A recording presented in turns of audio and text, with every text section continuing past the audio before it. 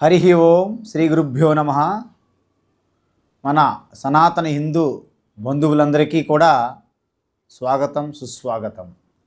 ఎందుకంటే ఇప్పుడు జరుగుతున్నటువంటి మహాకుంభమేళ ఇది ఒక అద్భుతం అని చెప్పాలి. ఎందుకంటే ఇది ప్రతి 144 సంవత్సరములు అంటే 144 ఇయర్స్కి ఒక్కసారి వస్తుందన్నమాట.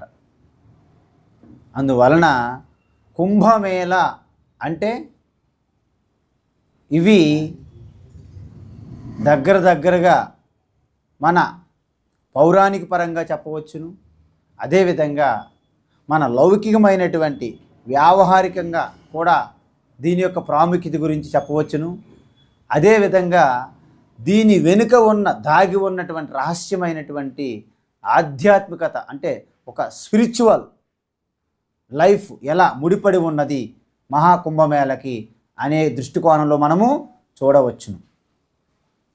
వాస్తవానికి కుంభ అంటే కుండ, ఘటం అంటే యావత్ బ్రహ్మాండం అంతా కూడాను ఒక అండం అంటే బ్రహ్మాండం అంటారు. దాని నుంచే పిండాండం అంటారు. అంటే అండపిండ బ్రహ్మాండము, దాన్నే మహాకుంభ అని అంటారు. అంటే ఈ మహాకాశ ఏదైతే ఉందో ఆ పరమాత్మ ఆకాశం వలె వ్యాపించి ఉందని చెప్తారు ఆధ్యాత్మిక తత్వంలో. ఆ విధంగా చూసుకుంటే మన ప్రపంచమంతా కూడా ఈ విశ్వానికి ఒక కేంద్ర బిందువు ఉంటుంది. ఎలాగైతే ఒక సర్కిల్ గీస్తే దానికి కేంద్ర బిందువు ఎలాగైతే ఉంటుందో ఆ కేంద్రం మనకు కనిపించదు. కానీ ఒక సర్కిల్ రావాలంటే కేంద్రం అనేది ఆధారము. అదేవిధంగా యావత్తు బ్రహ్మాండం అంతటికి కేంద్ర బిందువు అయినటువంటి ఆ మహాకుంభ స్థానాన్నే మహాకుంభమేళ జరుగుతున్నది ఇప్పుడు. అంటే ఈ విశ్వములో గ్రహాలు వాటి కక్షల్లో తిరుగుతుంటాయి. ఈ గ్రహాలు వాటి కక్షల్లో తిరుగుతుంటే అందులో ఒక పెద్ద గ్రహమైనటువంటి గురుగ్రహం అంటారు, బృహస్పతి, అది వృషభ రాశిలోకి ప్రవేశిస్తుంది. ఇప్పుడు మే 24 ఆ సమయంలో అది సంవత్సర కాలం పాటు ఆ యొక్క వృషభ రాశిలో ఉంటుంది. అయితే సూర్యుడు ఎప్పుడైతే మకర రాశిలో ప్రవేశిస్తారో అంటే మకర సంక్రాంతి అంటే జనవరి 13, 14 నుండి ఈ మహాకుంభమేళ జరుగుతుంది. ఇవి 4 రకాలుగా జరుపుకుంటారు. 1 కుంభమేళ, 2 అర్ధ కుంభమేళ, 3 పూర్ణ కుంభమేళ, 4 మహాకుంభమేళ అంటారు. కుంభమేళ 3 సంవత్సరాలకు ఒకసారి జరుగుతుంది. అర్ధ కుంభమేళ 6 సంవత్సరాలకు ఒకసారి జరుగుతుంది. పూర్ణ కుంభమేళ 12 సంవత్సరాలకు ఒకసారి జరుగుతుంది.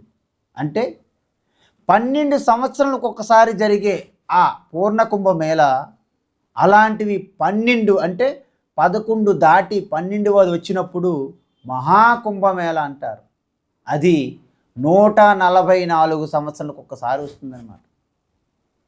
అయితే అది ఇప్పుడు తీర్థరాజ్ లేదా ప్రయాగరాజ్ వద్ద జరుగుతుంది. దానికి తీర్థరాజ్ అని ఎందుకంటారు అంటే ఈ బ్రహ్మాండములో ఉన్నటువంటి తీర్థస్థలాలలో అత్యంత ప్రాముఖ్యము, అత్యంత గొప్పది అయినటువంటి ఆ తీర్థ స్థలానికి సృష్టికర్త అయినటువంటి బ్రహ్మ కూడా పురాణాల ప్రకారంగా చూసుకుంటే 10 యజ్ఞాలు అక్కడ జరిపారంట ఈ ప్రయాగరాజు ఉన్న స్థలము యందు.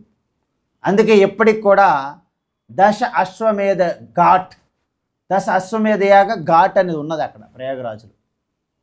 అంటే పురాణాల ప్రకారం కూడా ఆ ప్రయాగరాజు అనేది పురాణాల్లో చాలా ప్రసిద్ధి. అదేవిధంగా రామాయణంలో చూసుకుంటే శ్రీరామచంద్రుడు వనవాసంకి వెళ్ళేటప్పుడు, సీతా లక్ష్మణ సమేతంగా వనవాసంకి వెళ్ళేటప్పుడు ఋషి భారద్వాజ అక్కడ ఆశ్రమం ఉండేది ప్రయాగాలు. అక్కడ ఆ మహర్షిని కలుసుకున్న తర్వాత చిత్రకూటు వైపు వెళ్ళమని సలహా ఇచ్చారు శ్రీరామచంద్రునికి. అక్కడ పర్ణశాల వేసుకోమన్నారు. అదేవిధంగా ఈ ప్రయాగలోనే మనకి యుధిష్ఠిరుడు అంటే ధర్మరాజు, ధర్మపుత్ర ఎన్నో యజ్ఞాలు ఈ ప్రయాగలోనే చేశారు. మార్కండేయ మహర్షి యుధిష్ఠిరికి చెప్తారు, ఇక్కడ ప్రయాగలో నువ్వు యజ్ఞం చెయ్యాలి, నీ యొక్క సర్వ కల్మషాలు కిల్బిషాలు నాశనమవుతాయి అని చెప్పారు. అదేవిధంగా శంకరాచార్య మండన మిశ్ర అనే అత్యంత గొప్ప కర్మకాండి అయినటువంటి మండన మిశ్రని కూడాను ఆ ప్రయాగ దగ్గరలోనే వాదభిక్షలో తన వేదాంత తత్వాన్ని ప్రతిపాదించి కర్మకాండ ప్రతిపాదిస్తున్నటువంటి మండన మిశ్రని అక్కడ పరాజయం చేసి తన శిష్యుడిగా కూడా స్వీకరించడం జరిగింది. ఈ విధంగా ఒక వ్యావహారికంగా కూడా పౌరాణికంగా కూడా మనము మిళితం చేయవచ్చు. అంటే ఈ మహాకుంభమేళ అనేది అత్యద్భుతంగా జరుగుతుంది. జనవరి 13న మొట్టమొదటి మకర సంక్రాంతి తరువాత ముఖ్యమైనటువంటి స్నానాలు 5 ఉన్నాయి. మొట్టమొదటి స్నానం ఇప్పుడు జనవరి 13, రెండవ స్నానం వచ్చేసి జనవరి 29 అంటే మౌని అమావాస్య అంటారు. తరువాత ఫిబ్రవరి 3వ తేదీన వసంత పంచమి అంటారు. ఫిబ్రవరి 12వ తేదీన మాఘ పూర్ణిమ అంటారు. ఫిబ్రవరి 26 మహాశివరాత్రి. ఇవి ముఖ్యమైనటువంటి స్నానాలు చేసే రోజులుగా పరిగణిస్తున్నారు. కానీ ఎప్పుడైతే మహాకుంభ మహావ్రతం మహాయాగం ప్రయాగలో ప్రారంభమైందో ఈ 48 రోజులు కూడాను అత్యంత అద్భుతమైనటువంటి పుణ్యతిథులు కలిగి ఉన్నటువంటి రోజులే. అయితే దీనికి పౌరాణికంగా ఏం చెప్పారంటే, అప్పుడు దేవతలకి అసురులకి మధ్య జరిగినటువంటి సంగ్రామంలో మీ అందరికీ తెలుసు, దేవతలు ఓడిపోతారు ఒకసారి. ఆ దేవరాజు కూడా దూర్వాసు ఋషి శాపానికి నోచుకొని లక్ష్మీదేవి సకల స్వర్గాధిపత్యాన్ని కోల్పోతారు. అప్పుడు ఆ అమృత భాండం అనేది ఆ క్షీరసాగరంలో మునిగిపోయిందంటారు. అంటే మత్స్యలోకం నుండి సాక్షాత్తు లక్ష్మీదేవి కనుమరుగైపోయారు, అంధకారంలో మునిగిపోయింది. కాబట్టి మళ్ళీ లోక ఉద్ధరణ లోక కళ్యాణం కోసం మళ్ళా అమృతముని అంటే మంతనం చేసి తీసుకురావాలి. దానికోసం ఏ ఒక్క అసురులకి శక్తి సరిపోదు, ఏ ఒక్క దేవతలకి శక్తి సరిపోదు. అందువలన దేవతలకి అసురులకి ఇద్దరి మధ్య సయోధ్య కుదిర్చి ఆ క్షీరసాగరం మంతనం అనేది ప్రారంభించారు. దానికి పెద్ద మనుషులుగా బ్రహ్మ విష్ణు మహాదేవ్ ఉంటారు. అయితే ఈ క్షీరసాగర మంతనం ఎలా జరుగుతుంది, ఎలా చెయ్యాలి అంటే దానికి ఒక చర్నింగ్ రాడ్ అంటే ఒక కవ్వం కావాలి.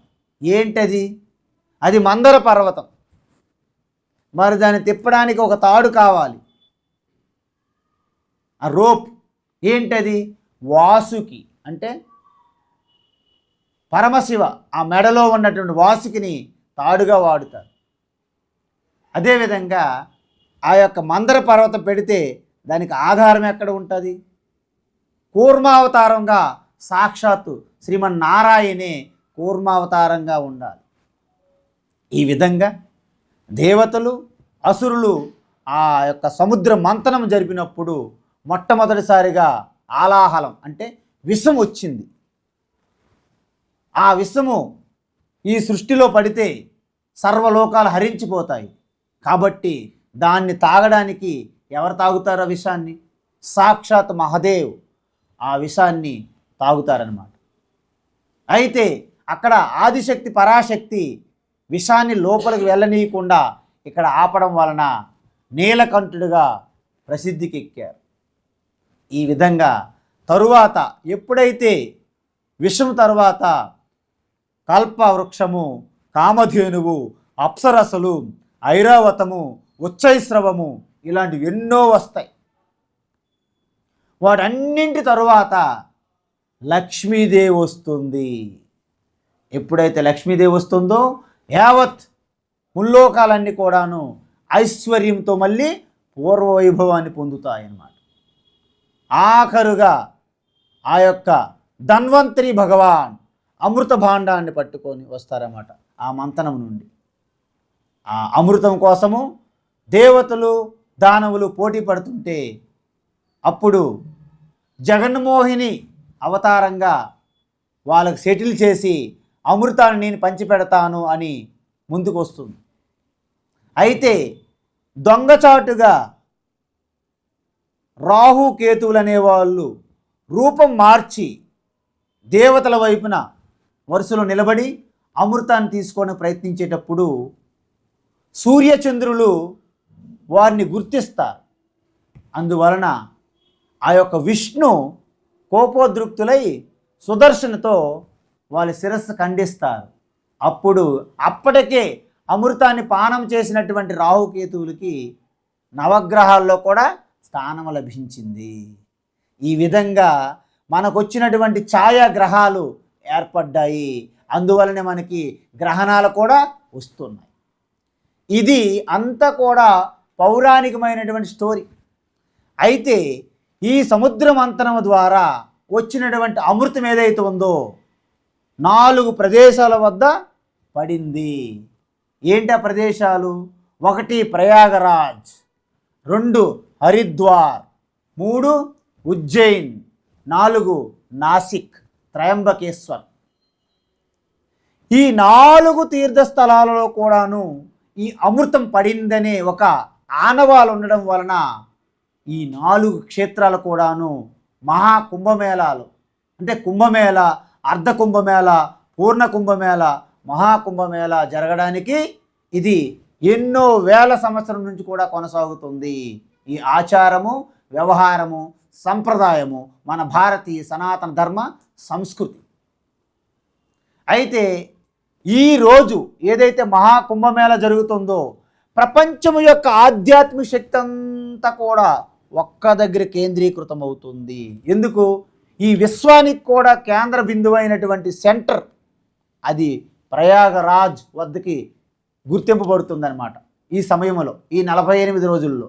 అందువలన మొత్తం యావత్ సృష్టి అంతా ఎలాగైతే మన దేహములో హృదయస్థము యందు ఎలాగైతే ఈ నాభి సెంటర్ పాయింట్, అదేవిధంగా ఈ బ్రహ్మాండం అంతా కూడాను ఆ స్పిరిచువల్ ఫోర్స్ ఎనర్జీ అట్రాక్టింగ్ అనమాట. అంటే ఒక్క దగ్గరికి అది ఎలాగా సూర్యుని యొక్క కిరణాలు ఎలాగైతే అంతా పడుతుంటాయి, కానీ మ్యాగ్నిఫైడ్ గ్లాస్ భూతద్దం అంటారు, దాని నుంచి పెడితే ఒకే దగ్గరికి కిరణాలు ఎలా వస్తాయో స్పిరిచువల్ అన్ని సైడ్ నుంచి ప్రపంచ విశ్వం వ్యాప్తంగా ఒక దగ్గర ఉంటుంది. అందుకే ఈరోజు సామాన్య రోజుల్లో యోగులు ఋషులు ఎప్పుడో గుహల్లోనూ కందరాల్లోనూ అడవుల్లోనూ నదీ తీరాల్లో ఉన్నటువంటి ఋషులు, యోగులు, మహాత్ములు, నాగసాధువులు, అఘోరీలు, సన్యాసులు అందరూ కూడా ఈ మహాకుంభమేళంలో పాల్గొంటున్నారు.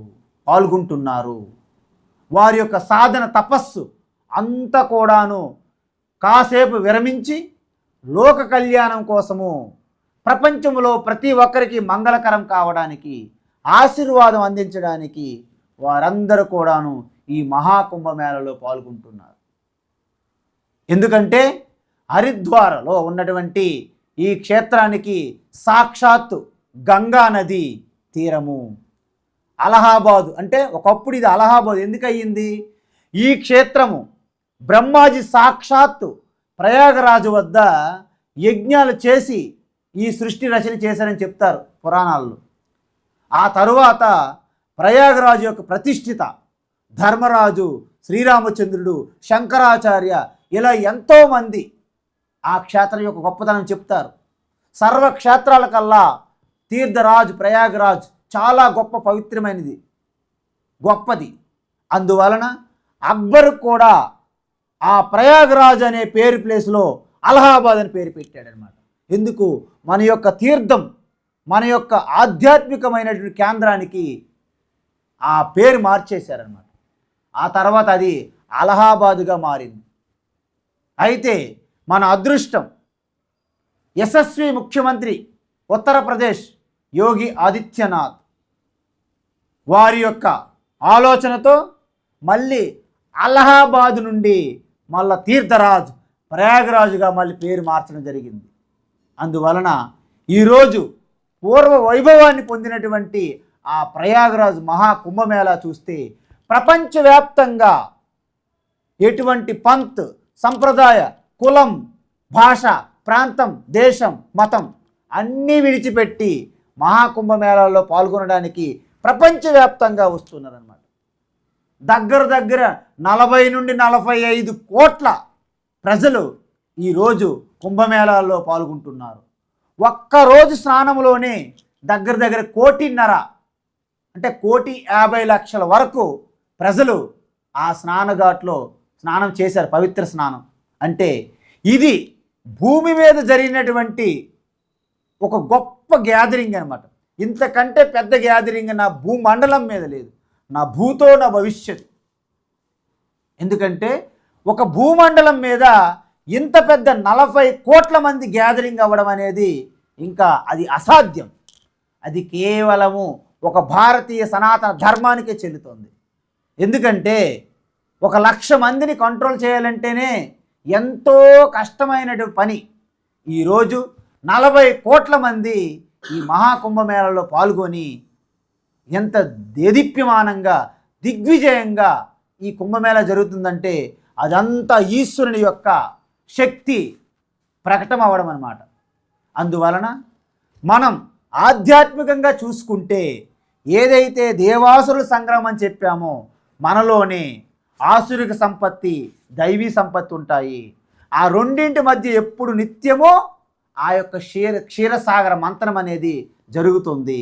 అంటే ఆధ్యాత్మిక సాధన ఎప్పుడైతే ప్రారంభిస్తారో మీలో ఆ యొక్క అసూయ, రాగద్వేషములు ప్రకటమవుతాయి, మీకు ఆటంకాలు వస్తాయి. వాటిని ఎప్పుడైతే మీరు అణిచివేసి వాటికి ఎదుర్కొంటారో అప్పుడు మెల్లమెల్లగా మీకు అనేక రకమైనటువంటి ఆకర్షణలు, కొన్ని కోరికలు తీరినట్టుగా, కొన్ని సుఖము కలిగినట్టుగా కొన్ని భావనలు కలుగుతుంటాయి.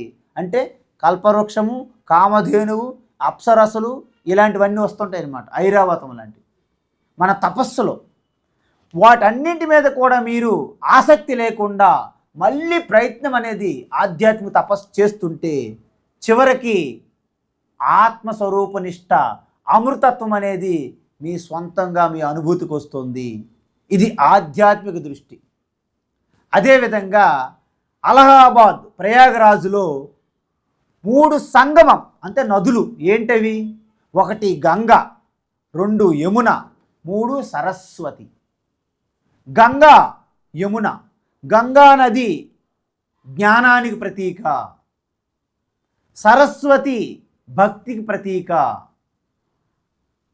యమున భక్తికి ప్రతీక, గంగా జ్ఞానానికి ప్రతీక, సరస్వతి వాటి సంగం. అంటే it is a mystic river అంటారు. అంటే మనలో కూడా 3 నాడులు ఉంటాయి. ఇడానాడి, పింగళ నాడి, సుషుమ్న నాడి అంటారు. అంటే ఈ 3 నదులు, బయట 3 నదులు కలయికే మనలోన ఇడా, పింగళ, సుషుమ్న నాడి కలయిక అంటారు.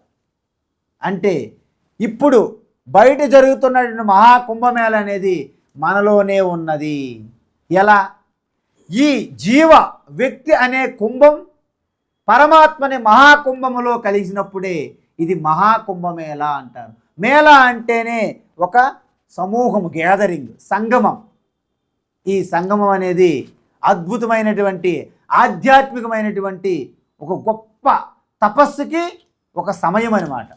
అందువలన వీలైతే ఈ యొక్క మహాకుంభమేళ సమయంలో 1 రోజైనా, 3 రోజులైనా, వారం రోజులైనా ఎన్ని రోజులైనా వీలైతే దాంట్లో మీరు పాల్గొనవచ్చును. పాల్గొనేక ఏం చేస్తారంటే తపస్సు, అంటే మీకు ఏ మంత్రం అయితే ఉందో, ఓం నమః శివాయ, ఓం నమో నారాయణాయ, హరే కృష్ణ హరే కృష్ణ, ఏదైతే మీ మంత్రం ఉన్నా, లేకపోతే ఓంకారమైన అంటే జపము, మెడిటేషన్, నిధిధ్యాసనం, ధ్యానము, ఇలా ఏది చేసినా సరే కేవలము బాహ్యంగా జరుగుతున్నటువంటి మహాకుంభమేళ ఏదైతే ఉందో అంతరంగా కూడాను మహాకుంభమేళ జరుగుతున్నది అనే భావనతో ఎవరైతే ఈ యొక్క మహాకుంభమేళలో సాధన తపస్సు ప్రారంభిస్తారో అది మౌని అమావాస్య రోజు, అంటే జనవరి 29న ఆ రోజుకి పూర్తిగా మెడిటేషన్ ప్రాసెస్ స్టార్ట్ అవుతుంది.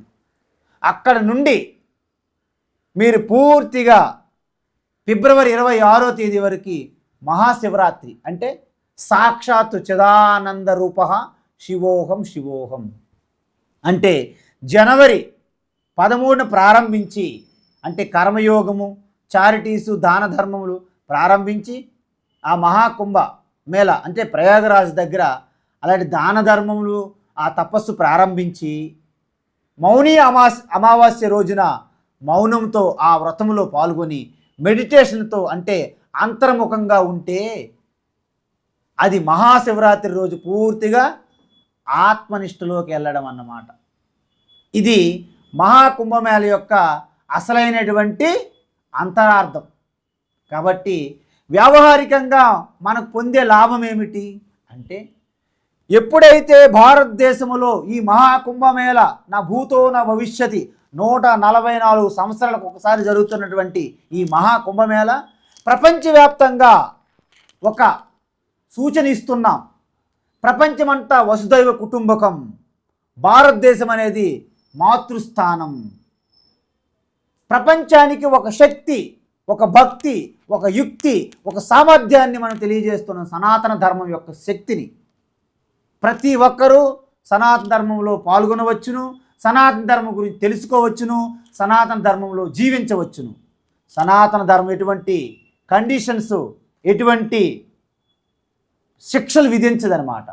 అంత స్వేచ్ఛగా ఎవరికి వారు ఆ యొక్క ఈశ్వరుని ఏ విధంగా భావన చేస్తే ఆ విధంగానే ఈశ్వర సాక్షాత్కారం జరుగుతుంది.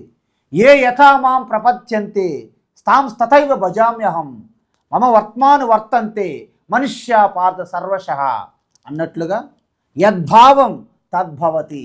ఈ విధంగా ఆ యొక్క ఈశ్వరుణ్ణి, బయట ఉన్నటువంటి ఈశ్వరునిగా ఆ యొక్క గంగ 3 పవిత్ర నదులు కలయికంటే అద్భుతం.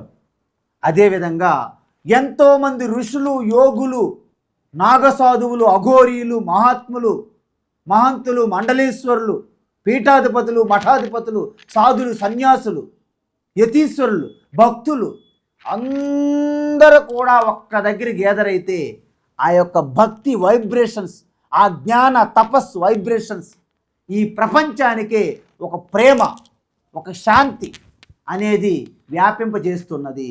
కాబట్టి ఈరోజు భారతదేశంలో జరుగుతున్నటువంటి, ఈ సమయంలో జరుగుతున్నటువంటి మహాకుంభమేళ ప్రపంచ శాంతికి ఒక మార్గాన్ని తెరుస్తున్నారు. అంటే gate opening for universal piece and universal love. కాబట్టి మహాకుంభమేళ ద్వారా ప్రపంచానికి శాంతి, ప్రేమ పంచడమే మహాకుంభమేళ యొక్క ముఖ్య ఉద్దేశం అన్నమాట. అందువలన ఈ మహాకుంభమేళ అంటే ప్రపంచవ్యాప్తంగా కూడాను దీని మీదే ఇప్పుడు డిస్కషన్స్, డిబేట్స్ జరుగుతున్నాయి. కాబట్టి మహాకుంభమేళ యొక్క గొప్పతనం అనేది మనం ఏ విధంగా తీసుకుంటే ఆ విధంగా మనకి ప్రయోజనం ఉంటుంది.